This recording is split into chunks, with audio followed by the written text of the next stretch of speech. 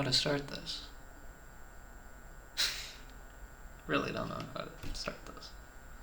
For the last couple weeks, while I sleep overnight, I've been hearing noises from my bathroom.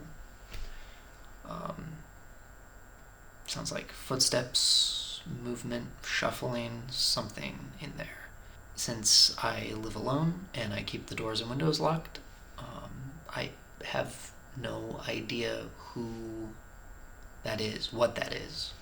Only other person who has access to my key is like the property manager. So unless the facilities people are breaking in and walking around in my bathroom, I really don't know who it could be. I thought best course of action was to set up a camera, record while I sleep. That way, if something happens, it's on here. And if nothing happens, then I have evidence of getting a good night's sleep. Finally, I know that it's kind of like a cliche to set up a camera while you sleep and all that crap, but I'm really at my wit's end and I don't know what else to do. So that's what we're doing.